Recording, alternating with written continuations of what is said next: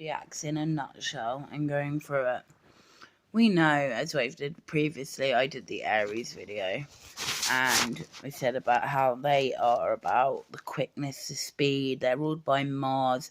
They're the part of Mars that's energetic, not the deep part of Mars which Scorpio it's part of, and what it represents in the chart. Taurus, slow and steady, but wins the race. Always. They can be some real hard motherfuckers. They don't need anybody. They don't need me and you. They can be hermits and live like that quite happily for a very long time. I know a Taurus who she's a hoarder, she lives alone, she loves it, but she questions it a lot because she has a lot of Aries and Gemini in her chart and thinks, oh, curiosity, should I be like this? Because I've always been criticised, because of our generation, Gen X's and millennials being very criticised by dads, I've noticed. But yeah, Tauruses are strong people. They are the bull. Of course, they're going to be a strong person. They've got their own mind. They can occupy themselves. This is why autism often comes into the part when it talks about Aquarius or Taurus, because it's like the sensory thing. Food, it's a sensory thing. It might make their senses go heightened, so they might be prone to addiction, which I believe Scorpio can as well. Having a Scorpio moon and a Scorpio Mars is like constantly living in hell, guys. So that opposition, especially with the Pluto moon thing going on as well. So there's that. Geminis are class acts, yeah. They get such a bad reputation. I don't know why. I know some horrific Gemini women, I will say that. I'm not keen to be friends with them, but I will say this. If they've got a lot of Cancer or Taurus placements in their chart, then they're a lot nicer, you know. You don't want them to have heavy Gemini placements. Just like with a Cancer, you don't want them to have heavy Gemini placements, like in certain areas anyway. So, like, my boyfriend's a Gemini Mars. He was a gamekeeper, slaughterman, you know. They do jobs that other people don't want to do. Two women that have, one I knew really well and one I knew of, wanted to work with child predators. I mean, no, who wants to do that as a job? They are curious of the mind. They're very good like that. And I'm going to go into serial killers here. Are often immutable signs, often Geminis and Pisces, a lot of the time, yeah. Jeffrey Dahmer, very intelligent about it. He got away with it for years, like many do, but he was very honest about it once he did, and it came out, you know, what he was doing. And yeah, sorry for you Geminis for referring you to serial killers. I think you're real class acts, and you'll do, like I said, you'll do things other people don't want to do, and you're also really good at communicating with different types of people. You are popular with any type of person because you can adapt. Your mutable air, you can adapt to any situation, and I'm really jealous of that in a way. You can be in a room full of like drinkers, whatever, like classy people, snobby people, tasteless people, you know, all different types of people, and you'll morph into your little social butterfly and be able to handle the situation really well, which is really admirable, because sometimes we can get ourselves into situations that aren't always safe and aren't always great, you know.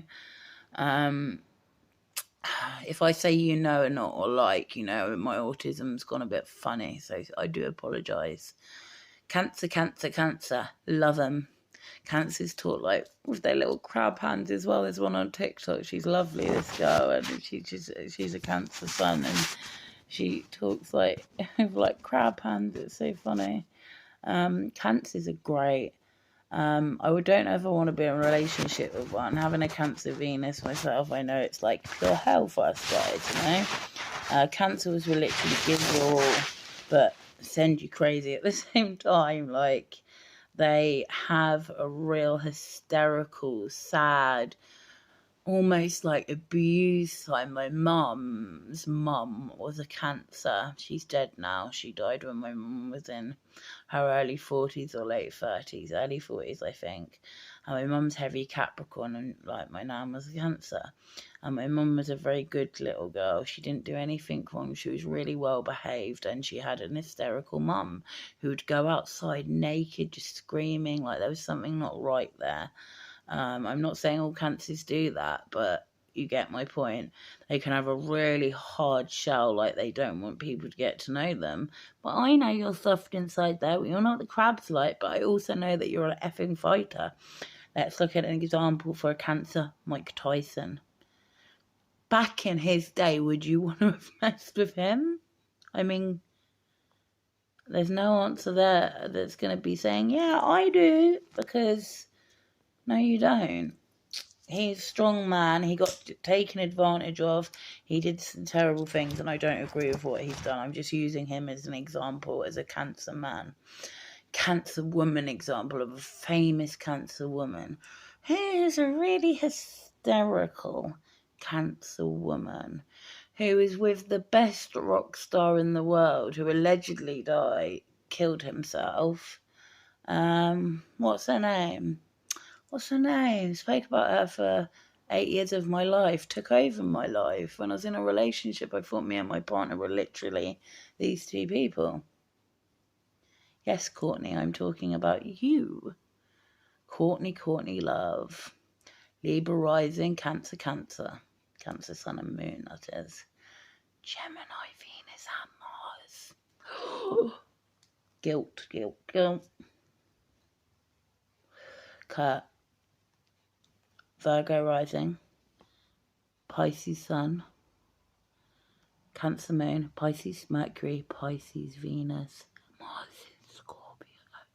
That man loved deeply to his core. She could be an opportunist. She's also very intelligent. I'm sorry, yeah, these rock stars do some horrific things. The male ones, yeah. Because there's not many female ones, is there really, if we think about it. Cherie Curry, Joan Jett, Kat Bjelland, Courtney Love, Alanis Morissette, can you say that? Yeah. Yeah, I've lost my point now. But yeah, she knew what she wanted. I've got her diaries here. I've got a couple of books. And she wanted that. She wrote to the Mickey Mouse Club. She just wanted to be famous. And famous for something, you know? Whatever it could be, she just wanted the fame. And that's okay. Like, when you've got heavy cardinal placements, that's what you are. You're a leader. You're an enterprise almost. And you have a lot of determination, drive and goals, and she does, and she's keep reinventing herself, and she gets a lot of slack, and I get it, like she's done some bad things.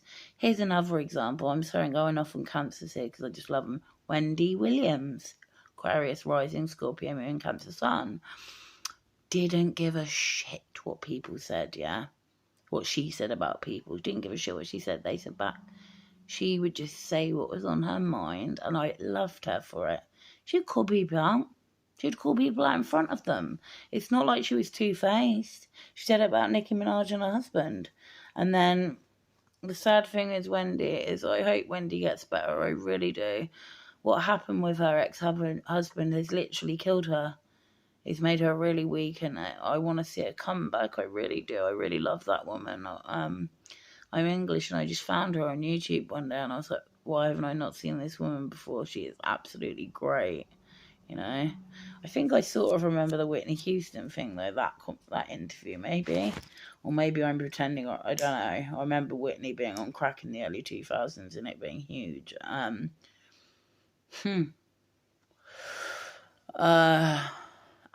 Let's go on to my sign, Leo. There's a strong Leo. Whitney, Madonna, J-Lo. Yeah, some big divas there. Whitney, I'll take one for the team there, Whitney, because you can't not. Whitney's cool. Whitney didn't take any crap. Whitney would not take any crap, and I love her for it. Aries moon, Pisces rising. She didn't, not with that Diane Sawyer thing. Oh, she got creepy in that interview. She was like, I'd never be a fat girl. It was funny. But it wasn't funny because she was like, it was killing her. It was really killing her, poor thing. Poor thing. Madonna, mutton dressed as lamb. Her and J-Lo. See, as a Leo, I'm not fond of Leos. I'm just not. Relatives. There's one my sister I'm not fond of. My auntie, yes. Because she got, I don't know.